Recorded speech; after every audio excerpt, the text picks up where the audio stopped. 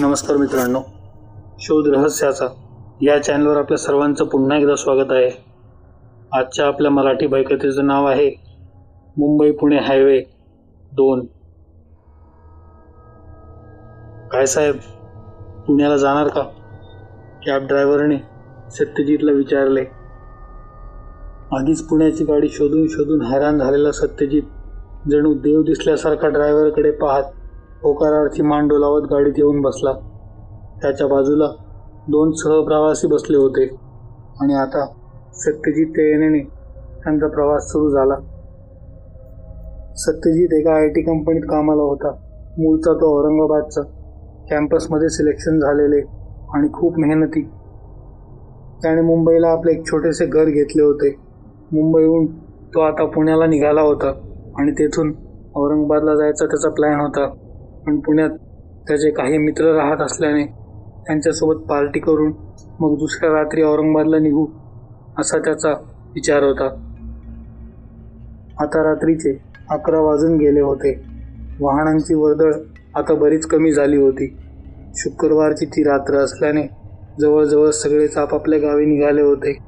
त्यात सोमवारी ख्रिसमस होता, त्यामुळे लॉंग वीकेंड.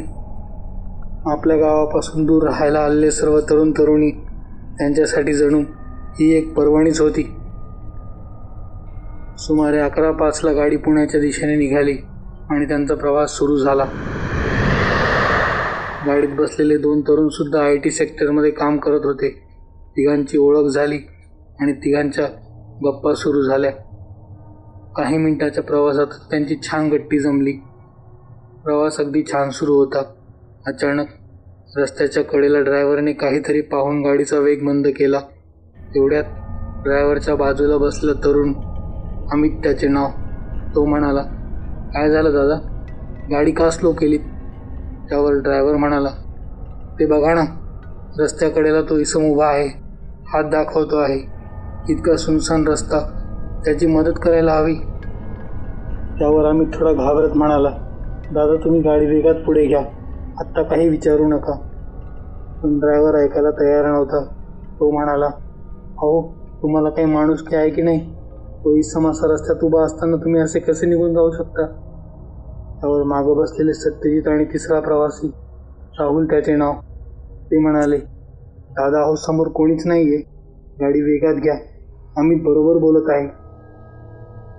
तसे ड्रायव्हर एकदम भानावर आल्यासारखा गाडी वेगात घेत बोलला, "हुश्श, समजलं मला ते काय होतं ते."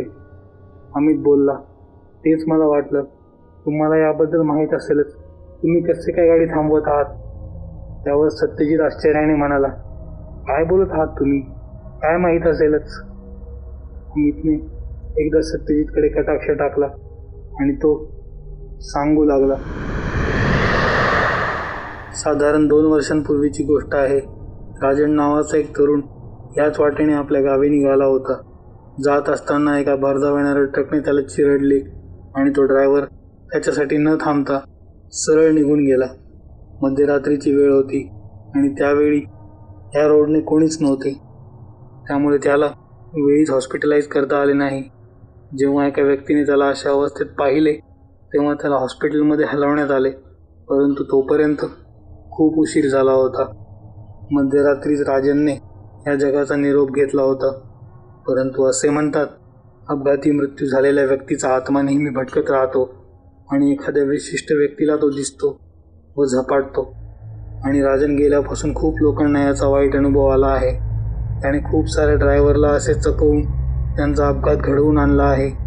त्यातील काही जण तर जागीच ठार झाले आहेत आणि जे वाचले आहेत ते एकतर अपंग किंवा त्यांची मानसिक स्थिती पूर्णपणे बिघडली आहे."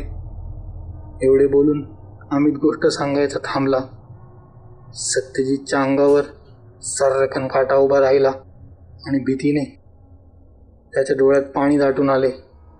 कारण अमितने त्याची गोष्ट सांगायची होताच सत्यजितने समोर पाहिले आणि त्याला आता समोर एक व्यक्ती रक्ताळलेल्या अवस्थेत गाडीला लिफ्ट मागताना दिसत होता. परंतु इतके वक्त वाहत असताना सुद्धा त्या व्यक्तीच्या चेहऱ्यावर एक क्रूर हास्य होते. सत्यजितने ड्रायव्हरला विनंती केली, "गाडी अजून फास्ट घ्या, मला राजन दिसतोय रस्त्याकडेला." तसे ड्रायव्हरने अजिबात वेळ न घालवता गाडी सुसाट वेगाने घेतली आणि पुण्याला येऊनच ते थांबले. आता सकाळचे 3 वाजले होते.